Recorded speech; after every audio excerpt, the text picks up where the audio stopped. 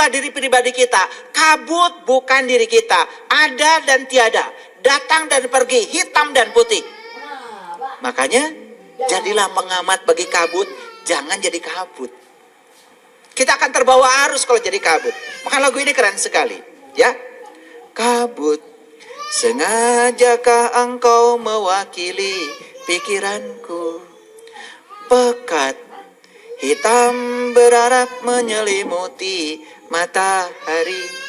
Jadi matahari kita ini sekarang posisinya sedang diselimuti oleh kabut hitam ciptaan kita sendiri. Makanya itu yang membuat kita tidak bersinar. Karena lilin kecil ini sudah kecil cahayanya terselimuti oleh kabut. Jadi sekitar kita tidak merasakan kehadiran kita. Aku dan semua yang ada di sekelilingku merangkak menggapai dalam kelam. Sama persis seperti lagu tadi. Merangkak itu berarti tidak pakai sayap. Merangkak itu pasti dalam kegelapan, lelah. Mendung, benarkah pertanda akan segera turun hujan deras, agar semua basah yang ada di muka bumi. Siramilah juga jiwa kami semua yang tengah dirundung kegalauan. Jadi jiwanya itu kering, tidak basah, tidak ada siramannya. Tahu jiwa itu apa? Jiwa itu cahaya. Dan siraman jiwa juga cuma satu, cahaya. Ceramah seperti ini tidak menyirami jiwa. Ceramah saya ini hanya membangkitkan pikiran kalian supaya sadar bahwa jiwamu yang terbuat dari cahaya itu perlu makan hari ini, perlu nutrisi. Dan selama ini kita abaikan. Maka jiwa itu disebut yatim. Yatim itu yang tak beribu, yang tak berbapak. Manusia tidak ada yang nggak punya ibu, nggak punya bapak, nggak ada. Jadi yatim dalam pengertian fisik itu sebetulnya tidak ada. Yatim itu yang ada adalah spiritual. Karena yatim itu yang tak beribu, yang tak berbapak. Berarti datangnya ke semesta tidak dilahirkan. Maka jiwa tidak dilahirkan, tapi jiwa ditiupkan. Makanya mentelantarkan yatim, sebetulnya mentelantarkan jiwa kita sendiri. Coba kalian sholat. Ketika sholat, sibuk saja dengan gerakan-gerakan sholat. Sibuk dengan bacaan sholat. Sementara jiwamu merana. Sama sekali tidak dikasih nutrisi ketika sholat. Maka lihat. Quran tentang yatim. Ayat tentang yatim. Kan ada yang di Quran surat Al-Ma'un. Waktu cerita sholatnya yang tidak khusyuk. Betul? Coba. Ara'aital ladzi yukadzibu biddin. Fazalikal ladzi yadu'ul yatim. Wala yakhuddu ala ta'amil miskin fawailul limusallin. Jadi orang itu disebut celaka sholatnya ketika dia mentelantarkan yatimnya. Itu ada kaitan, yatim dengan sholat itu ada kaitan. Kalau kalian sholat tidak memberdayakan jiwamu, itu sholatnya mentelantarkan yatim. Itulah yang disebut dengan pendusta agama. Makanya pendusta agama itu orang yang sholat, tetapi sholatnya itu hanya sibuk urusan materi, urusan fisik, urusan bacaan. Tetapi dia tidak tahu esensi sholat. Jiwanya tidak bisa mengingat Allah dan Rasulnya. Belum kenal, belum bersahadat secara sejati ke sana. Hebat ya Quran. Coba. Ara'aital ladzi yukadzibu biddin. Celakalah pendusta agama. Fazalikal ladzi yadu'ul yatim. Mereka yang telah mentelantarkan yatim. Yatim itu adalah jiwanya sendiri. Wala yakhuddu ala ta'amil miskin.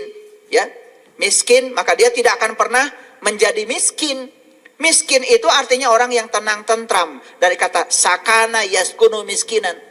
Maka Nabi Muhammad kan berdoa, ya Allah, hidupkan aku dalam keadaan miskin. Kan gitu. Hidupkan aku bersama orang-orang miskin dan matikan aku dalam keadaan miskin. Hati-hati, miskin bahasa Arab beda dengan miskin bahasa Indonesia. Miskin dalam bahasa Arab artinya tenang, tentram, damai. Itu dari kata sakana yaskunu miskinan. Sukun itu artinya sudah mati, tidak bereaksi. Kalian kan masih tersinggungan, marahan, belum miskin itu namanya. Jadi miskin dalam pengertian spiritual itu bukan kere, bukan gak punya apa-apa, tapi tenang, tentram, damai itu. Makanya Rasulullah minta dihidupkan bersama orang miskin, orang yang tenang, tentram, damai itu maksudnya. Wah, dan Rasulullah juga mengajarkan kita jangan kaya-kaya, miskin aja. Lah, mau ngaji aja sama saya gak punya ongkos. Ya, lanjut. Makanya fawailul lil musholin, celaka orang yang sholat. Apa?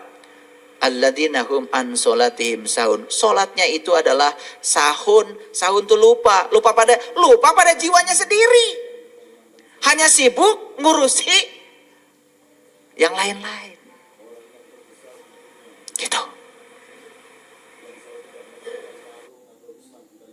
Tim yang mentelantarkan jiwanya sendiri.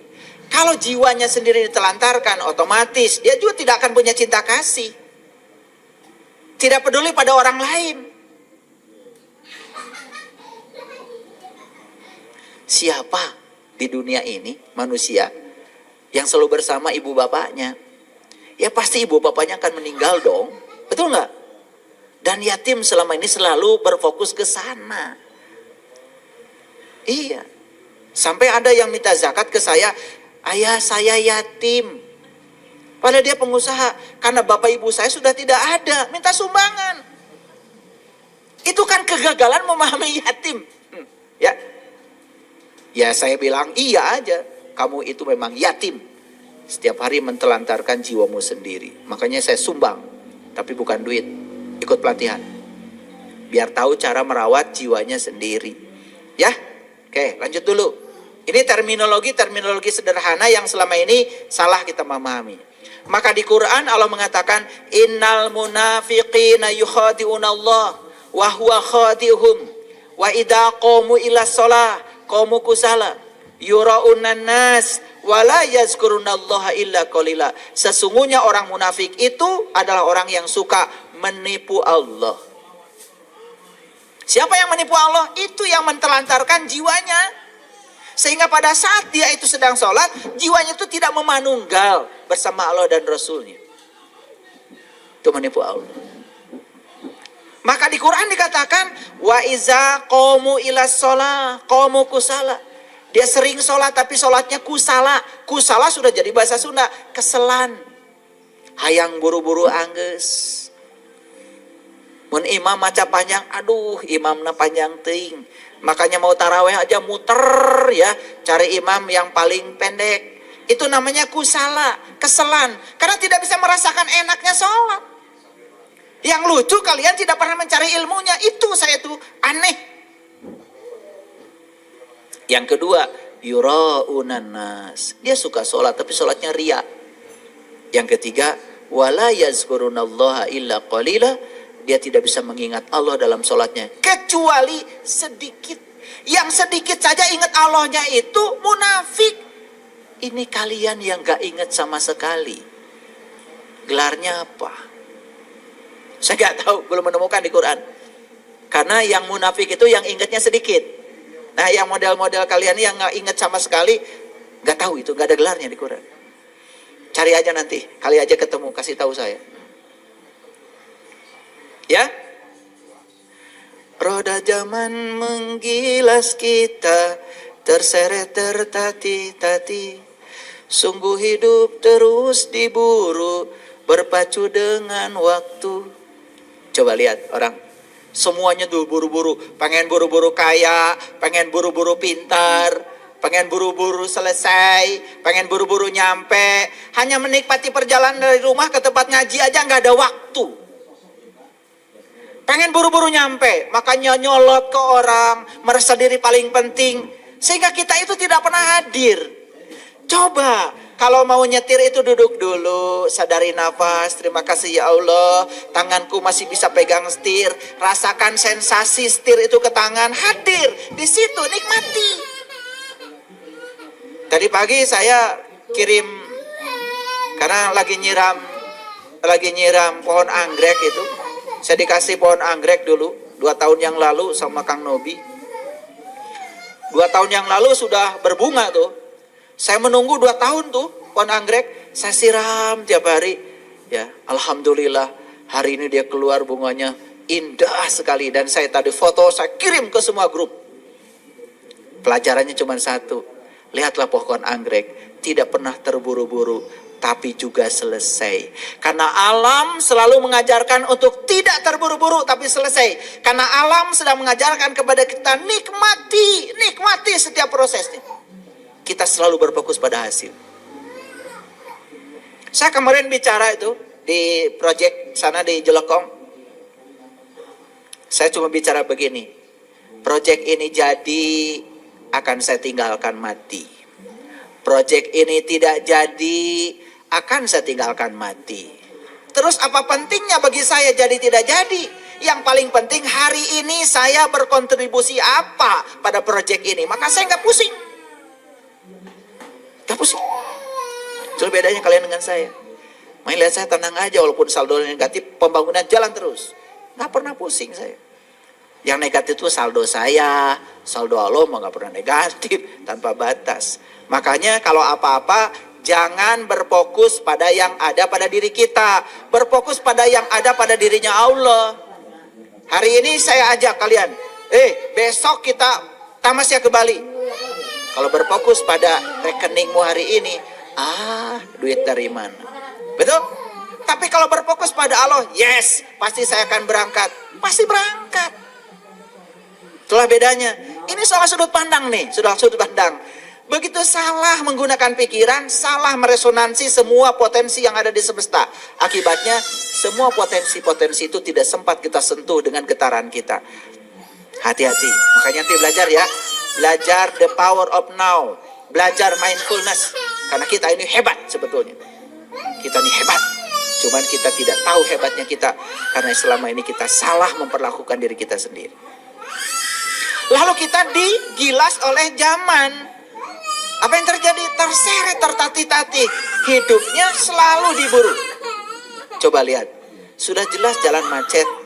Masuk tikam. Saya tuh di sini mengelus dada. Kasihan. Ya ini pakai kerudung. Seruduk sini, seruduk sini. Dari sana mobil tidak jalan.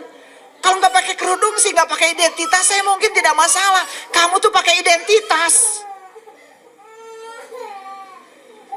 Maaf ya, kesel saya. Ini terpaksa diomongkan ya. Mumpung ada barangnya. Karena saya tuh nggak mau ngomongin orang. Saya kalau ngomongin setan aja, setannya saya undang. Kayak saya nggak pernah membicarakan. Ya kalau kita ngomongkan setan di belakang dia, kan kita dosa dong. Berarti kita gibah membicarakan setan. Makanya kalau saya membicarakan setan, setannya saya undang. Tanya murid-murid saya kalau mau bicara setan pun saya undang setan. Iya, pakai kacamata, iya, pakai kerudung, pakai peci, pada hadir. Makanya saya enak ngomongnya, kan di depan dia. Jadi saya tidak gibah. Iya. Saya mau ngomongin Firaun aja, saya hadirkan Firaunnya. Iya. Makanya saya nggak pernah punya dosa, nggak pernah menggibah. Kan banyak yang ngomong, oh dulu Firaun, itu gibah. Kalau saya enggak, Firaunnya saya datangkan dulu. Saya tanya dulu, saya jelaskan Firaun itu yang suka membunuh anak laki-laki hidup-hidup dan membiarkan anak perempuannya tidak dibunuh, kan gitu. Itu definisi Firaun versi Quran. Laki-laki dibunuh, perempuan dibiarkan hidup. Itu Firaun. Laki-laki itu lambang rohani. Rohani itu adalah dirimu, diri sejatimu. Gak pernah diurus, gak pernah dikasih nutrisi, ditelantarkan. Jadi siapapun yang mentelantarkan jiwa, itu Firaun. Jadi dari tadi saya bicara dengan siapa? Makanya saya tidak gibah. Firaunnya ada, ketawa-ketawa. Sebelah sini juga ada. Jadi bukan hanya sebelah sana. Makanya saya gak pernah gibah. Saya cerita Musa pun saya undang Musanya kok. Iya. Gitu. Makanya saya nggak pernah gibah. Karena semua itu faktual, konseptual, kontekstual. Yuk, kita lihat. Tak ada yang dapat menolong selain yang ini saya kurang setuju liriknya. Yang di sini. Jadi yang ini saya kurang setuju, maka saya akan ubah lagunya. Semoga tidak marah penciptanya. Tak ada yang dapat menolong selain yang di sini. Tak ada yang dapat membantu selain yang di sini. Gitu. Dialah Tuhan. Gitu. Ya Tuhan kan di sini, bukan di sana. Di sana juga ada. Tetapi yang di sana tidak bisa menolong. Yang bisa menolong itu yang di sini. Setan di sini, malaikat di sini, Allah di sini. Semua yang dapat menolong, ya di sini, bukan di sana. Makanya dalam bahasa Arab itu ada zalika, diartikan itu. Tapi ada ahli tafsir yang mengatakan zalika itu ini. Saya tidak menyalahkan, itu dua-duanya hebat, dua-duanya benar. Kenapa? Sesuatu yang masih jauh, ya itu. Tapi sesuatu yang jauh harus diubah menjadi dekat. Jadi ini, coba ketika air masih di dalam sumur, kamu bilang itu. Begitu sudah nimba, ini air. Betul nggak? Nah artinya dari itu ke ini harus ada upaya. Gak apa-apa kalau yang menolong di sana. Tetapi yang di sana pindahkan ke sini. Ngerti maksud saya? Jadi semua yang dapat menolong kita adalah hanya diri kita sendiri. Bukan yang di sana. Saya khawatir kalau yang di sana nanti kita terlalu bergantung kepada situasi di luar diri kita. Yang menolong penyakit kita, kita sendiri. Yang menolong ekonomi kita, kita sendiri. Yang menolong lilin kita hari ini kegelapan supaya nyala, kita sendiri. Yang bisa menyalakan jiwa kita, kita sendiri. Gitu. Setuju? Oke. Jadi hidup tuh jangan eueuh pakai eueuh. Selama ini kita itu terlalu eueuh pakai eueuh.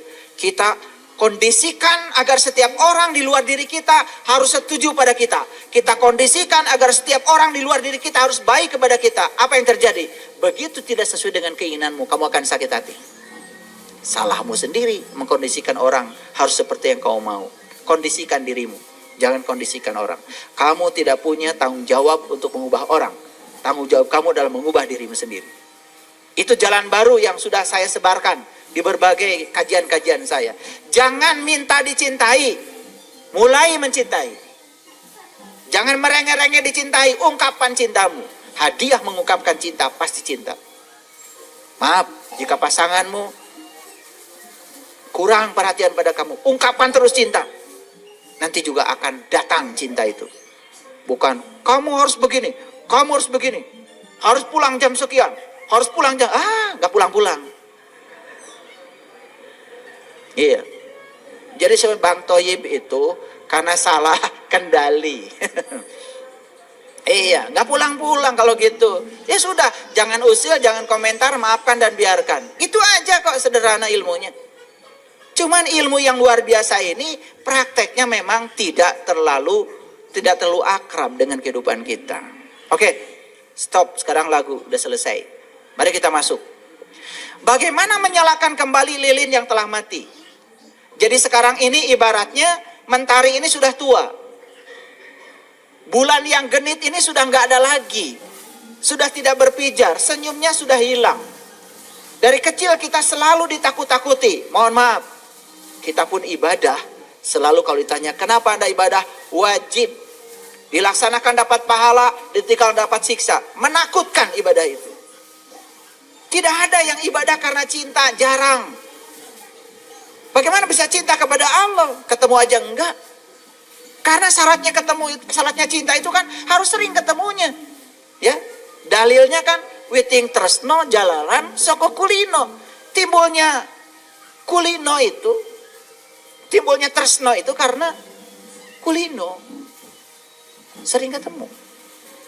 Jadi saya kasih tahu, bertemu Allah itu mudah, sangat mudah, lebih mudah daripada ketemu Pak RT.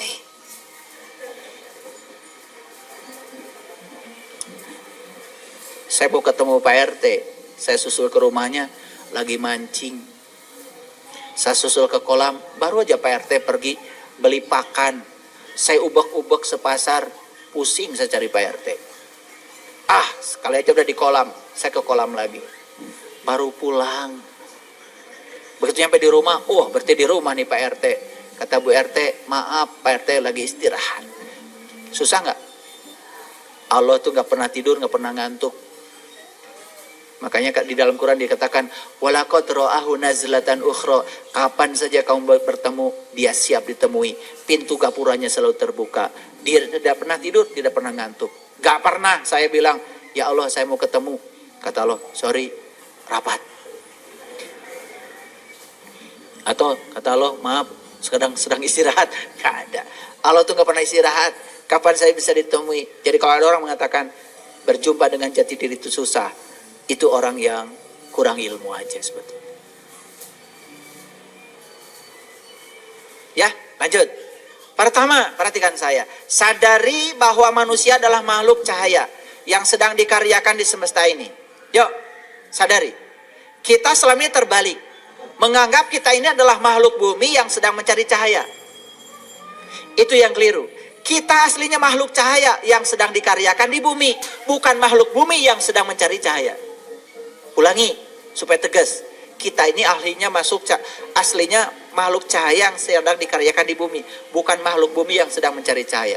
Jadi oleh karena itu, tidak perlu mencari cahaya. Buang kabutnya, buang semua penghalang kegelapannya.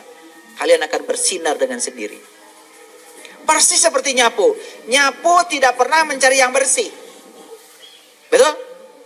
Nyapu tuh selalu cari yang kotor. Begitu yang kotornya disingkirkan, sisanya bersih, bukan? Jadi bersih itu sifat alami. Jadi terangnya diri sejati kita itu sifat alami. Tidak usah kita mencari terang.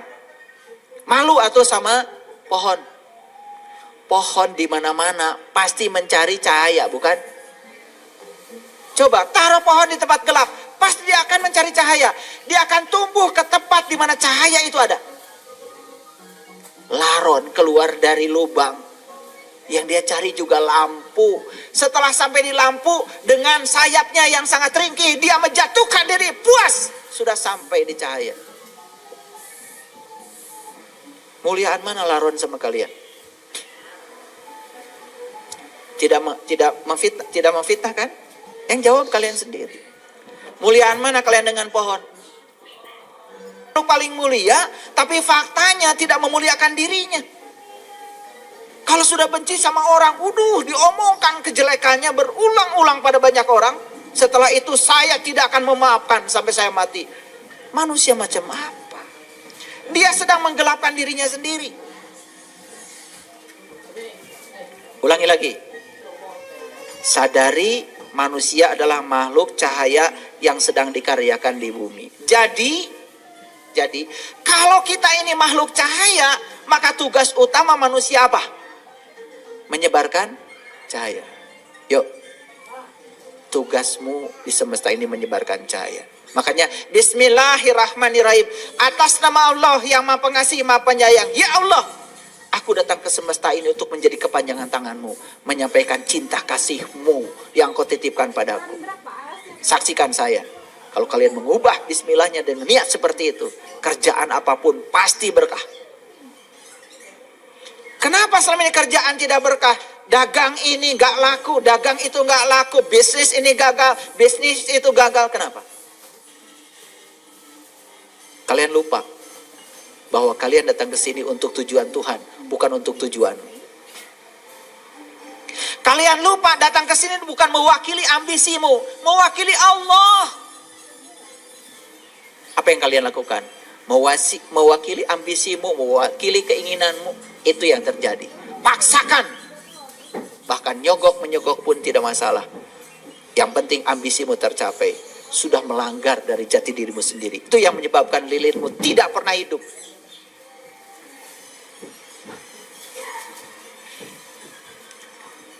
Jadi kalau kita sadar bahwa kita makhluk cahaya, kita datang ke sini tugasnya adalah mencahayakan semesta. Karena hanya cahaya yang dapat menyiarkan kegelapan. Hanya cahaya yang dapat meniadakan kegelapan. Hanya cahaya. Makanya saya bilang, kegelapan tidak bisa dikutuk, kegelapan tidak bisa dimusuhi. Hanya dengan menghadirkan cahaya, maka kegelapan akan sirna. Nih, saya kasih tahu. Kalau ada masalah, jangan nambah masalah. Anak naik sepeda motornya baru, kemudian nabrak, jatuh. Gak usah dimarahi. Anak masih nelpon aja sudah bagus, berarti masih hidup. Betul nggak? Iya. Harusnya, sudah nak, gak apa-apa. Pasti ada pesannya kan buat kamu. Berarti kamu nanti harus lebih hati-hati. Sepeda motornya hancur, ke bengkel kan. Saya ini baret ke puskesmas. Tukang bakso ketabrak, ganti baksonya. Gitu aja, sederhana. Nah, kita ini sering mempermasalahkan sesuatu yang sesungguhnya tidak perlu dimasalahkan. Karena reaksi kita yang buruk terhadap masalah, itu kegelapan. Makanya Rasulullah mengatakan, ciri orang yang sudah sempurna imannya, bijaksana, jual beli saja dia bikin enteng. Urusan dengan orang dibuat enteng. Coba, berurusan dengan orang uang, bikin enteng aja. Sudah, uang yang dipinjamkan kepada kamu, kalau kamu sanggup bayar, saya doakan semoga kamu banyak rezeki. Kalau kamu gak sanggup bayar, sudah, saya juga gak ingat lagi. Duit saya lebih banyak daripada yang pinjamkan sama kamu. Mengentengkan transaksi, itu keren, itu luar biasa. Itu ciri orang yang bercahaya. Mumet. Pakai debt collector lagi. Apa-apaan sih kalian itu? Ya. Jika perlu rampas rumahnya, jika perlu rampas sepeda motornya. Ya Allah. Kalau kalian merampas, kalian juga akan dirampas suatu saat. Karena alam ini punya mekanisme sendiri. Betul? Itu yang namanya karma. Kalau kalian nyubit ke orang, kalian juga akan dicubit orang. Dengan setimpal. Tidak akan berkurang. Ulangi. Sadar kalau kita makhluk cahaya? Oke. Nanti ayat-ayatnya kita sampaikan. Jadi tugas kita apa? Mencahayakan. Jangan menambah kegelapan semesta ini. Semesta ini sudah gelap. Kenapa? Terlalu banyak orang yang menyumbang kegelapan. Ya, aduh, kalau kita lihat ya, apalagi di tahun politik, komentar-komentar tuh lupa kalau dia itu makhluk cahaya, harusnya mencahayakan, membuat rakyat jadi tenang, jadi rileks, ya. Demokrasi itu harusnya, ya, pemilu itu harusnya pesta demokrasi. Pesta itu penuh dengan kegembiraan, banyak ketawa-ketawanya, gitu. Pesta terus begitu. Bukan nakut-nakuti orang, membohongi orang, merayu-rayu orang. Maaf ya, saya bicara global. Supaya kita semua sadar. Yuk, dalam cahayanya manusia tidak akan mengalami salah persepsi dan salah proyeksi. Pertanyaan, mengapa selama ini sering salah persepsi, salah proyeksi? Satu masalahmu, karena diri sejatimu masih dalam kegelapan. Matahari rohani dalam diri kita belum bersinar. Kita hanya bisa melihat matahari yang di luar, matahari yang di dalam nyelup. Gimana caranya? Mudah sekali. Ketika Rasulullah ditanya sama malaikat Jibril, ya Rasulullah, berapa jauh jarak antara dunia dan akhirat? Rasulullah mengatakan, 1 kedipan mata saya. 1 kedipan mata saya. Bisa kalau tahu ilmunya. Mau? Mau sekarang atau nanti? Nanti. Kalau yang ini nanti enak aja. Belum tentu semua orang yang di sini butuh ini, belum tentu. Karena kata Nabi menyampaikan ilmu kepada mereka yang tidak butuh suatu kezaliman. Menahan ilmu dari yang butuh suatu kezaliman. Makanya ilmu ada ilmu umum, ilmu khusus. Ilmu umum disampaikan di tempat umum kayak gini. Ilmu khusus hanya disampaikan di tempat khusus, pada orang khusus, pada waktu yang khusus. Disampaikan dengan cara yang khusus. Paham maksud saya? Ya. Saya doakan semoga ada umurnya sampai di situ. Lanjut dulu. Ya. Membaca kitab suci dengan mata lahir hanya akan melihat firman-Nya sebatas kata-kata. Lihat saya semuanya. Membaca kitab suci dengan mata ini hanya melihat rangkaian kata-kata saja. Jadi firman Tuhan itu hanya kelihatan sebagai rangkaian kata-kata saja. Bismillahirrohmanirrohim. Hanya rangkaian kata-kata saja. Kalau melihat kitab suci dengan mata lahir ini, bagaimana kalau melihat kitab suci dengan pikiran, dengan kepintaran? Kita hanya akan melihat firman Tuhan sebatas pengetahuan.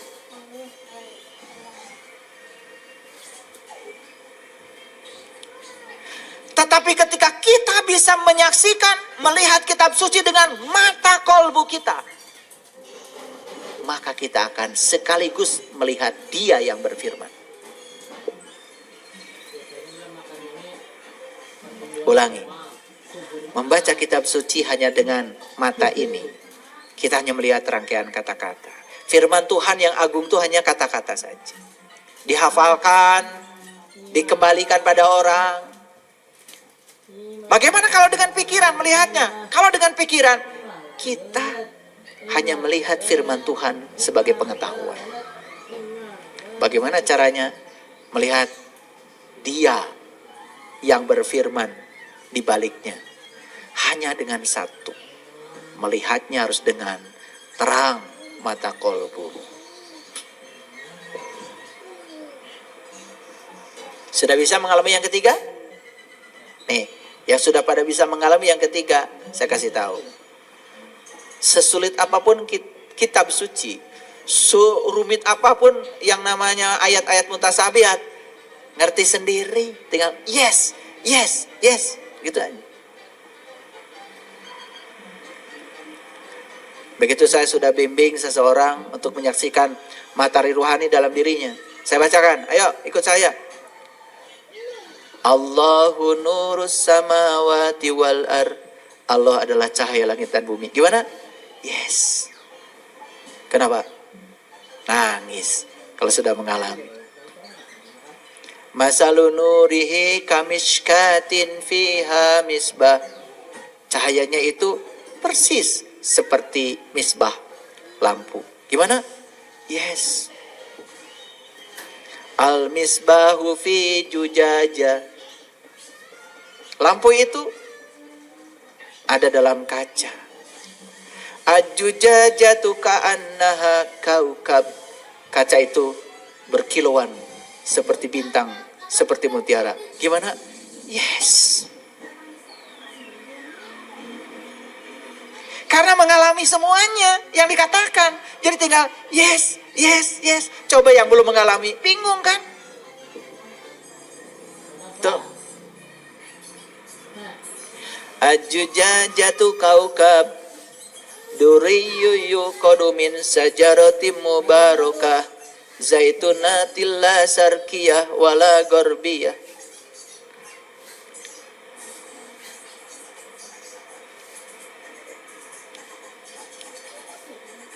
Di situ kamu akan bisa melihat zaitunatil la syarqiyah wala gorbiyah. Pohon zaitun yang diberkahi, bukan dari timur, bukan dari barat. Awas, bukan dari timur, bukan dari barat, dari dirimu sendiri. Gimana? Yes.